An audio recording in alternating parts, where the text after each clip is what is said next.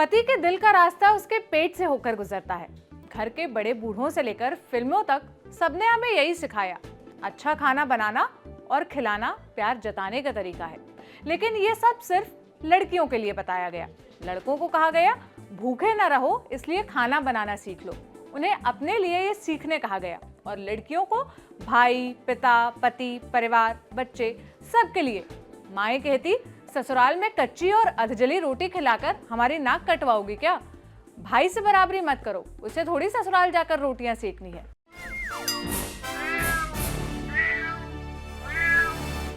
हाय, मेरा नाम है सोनल और आप देख रहे हैं ऑर्डिनरी की स्पेशल सीरीज म्याऊं।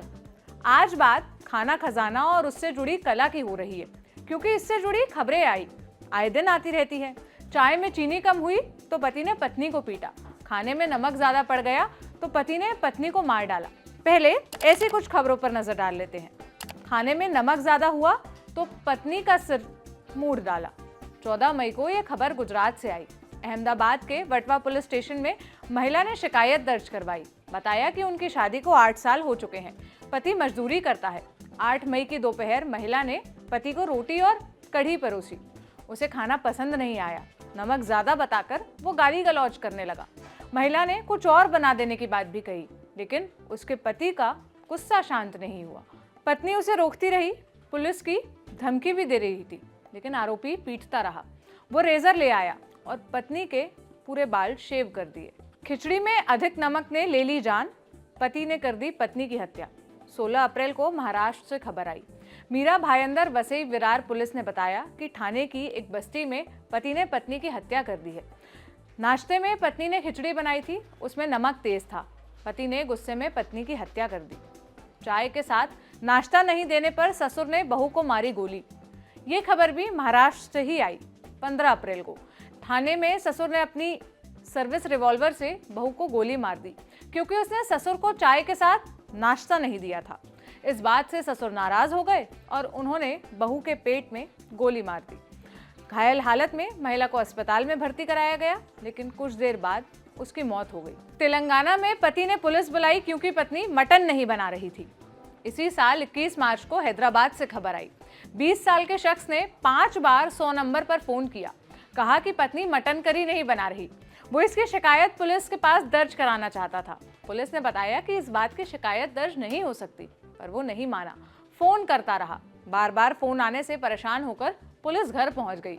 वहां पत्नी ने बताया कि अपने पति से वो आए दिन शराब पीकर आने की उनकी आदत से परेशान है, इसलिए उसने मटन करी नहीं बनाई। पुलिस ने बार बार फोन कर परेशान करने के जुर्म में नशे में धुत पति को हिरासत में ले लिया। पत्नी के खाना नहीं पकाने पर हुआ विवाद, पति ने कुल्हाड़ी से मारकर हत्या कर दी। 2 अप्रैल को मध्य प्रदेश से खबर आई। मामला नर्मदापुरम के पेपरिया का था। पति रात में शराब पीकर घर पहुंचा। पत्नी ने खाना पकाने से इनकार कर दिया। इस बात से पति नाराज हो गया, मारपीट शुरू कर दी और पास पड़ी कुल्हाड़ी से उस पर हमला कर दिया। मौके पर ही पत्नी की मौत हो गई।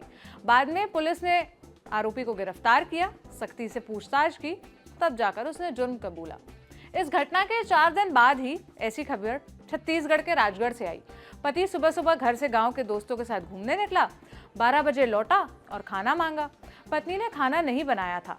इस बात से वो बौखला गया और चूल्हे के पास पड़ी फुंकनी से पत्नी के मुंह, कान और गाल पर वार कर दिया। अस्पताल पहुंचने से पहले ही पत्नी की मौत हो गई। इस तरह की खबरें हमारे सामने आती है और हम अरे यार क्या ही हो रहा है टाइप का रिएक्शन देकर अपनी जिम्मेदारी निभा लेते हैं। लेकिन इस तरह की घटनाओं के पीछे की आखिर वजह क्या होती है? वजह होती है मानसिकता, जो कहती है कि पत्नी अगर स्वादिष्ट खाना न बनाकर दे तो पत्नी होने का मतलब ही क्या। अभी कुछ दिन पहले ही NFHS की रिपोर्ट आई थी।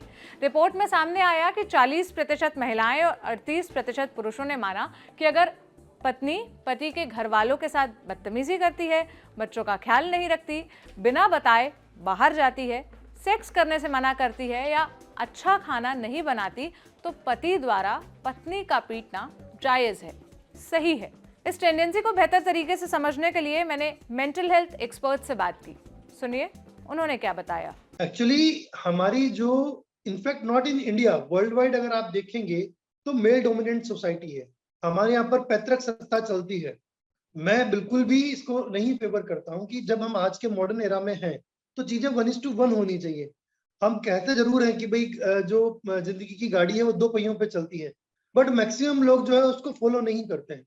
और कहीं ना कहीं ये जो बिहेवियर होता है ये उसका रिवेंज होता है कि अगर वो फीमेल कोई वॉइस रेज करती है या कहीं ना कहीं उसका जो ईगो है वो हर्ट हो रहा है, तो उसको ये शो करना होता है कि नहीं, I am the superior because I am the male. So obviously this is, ये इसका एक बहुत बड़ा कारण है। और इसको एक्चुअली मैं हमेशा जो मैंने पिछली बार भी कहा कि इसको अपोज करना सबसे पहले उस घर की सीनियर फीमेल्स का ही काम है। अगर वो उसे वहीं पर रोक देती हैं तो वो बिहेवियर हमेशा के लिए कंट्रोल हो जाता है। सेकंड, अगर हम इसमें बात करें साइकोलॉजी की, तो बहुत बार क्या होता है कि कहीं ना कहीं उनमें साइकोलॉजिकल डिसऑर्डर भी होते हैं।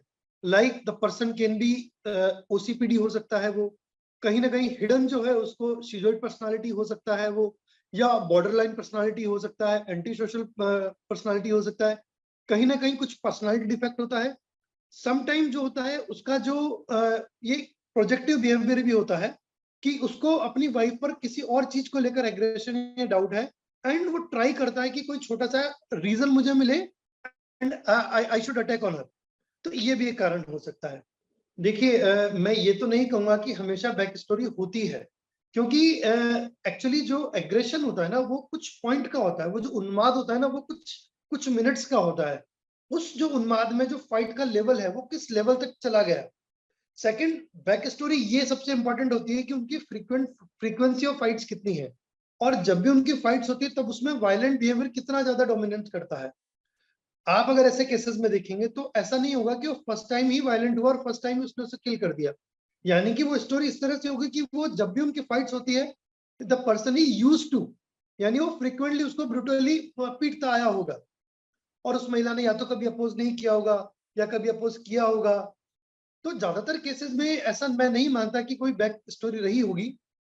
हाँ, जो अगर, क्योंकि आपने जैसे एग्जांपल दिया कि भाई खाने में नमक कम है या तुमने आज मेरे कपड़े प्रेस नहीं किए, इन इंसिडेंट्स में जो ऐसा केसेस होते हैं इसमें कोई बैक स्टोरी बहुत नहीं होती है। बट ये जो एक इनअप्रोप्रिएट बिहेवियर है जो आप बता रहे हैं कि ये एक्चुअली साइकोलॉजी, एबनॉर्मल साइकोलॉजी है, और उस एबनॉर्मल साइकोलॉजी की वजह से ही ऐसा होता है, ऐसा मेरा मानना है।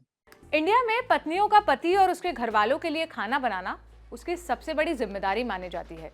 लड़कियों को सिखाया जाता है कि उसे तो खाना बनाना आना ही चाहिए, भले ही थोड़ा बहुत आए, कुक लगवा लो, पर जब कुक छुट्टी मारे तब पति, बच्चों और घर के दूसरे लोगों के लिए खाना बनाने की जिम्मेदारी लड़कियों की होती है।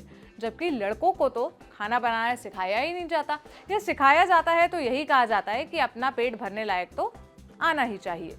क्या राय है आपकी इस मसले पर, मुझे कमेंट सेक्शन में बताइएगा। कैसा लगा ये एपिसोड ये भी बताइएगा। कल फिर मुलाकात होगी एक नए एपिसोड के साथ। अपना ख्याल रखिए। शुक्रिया।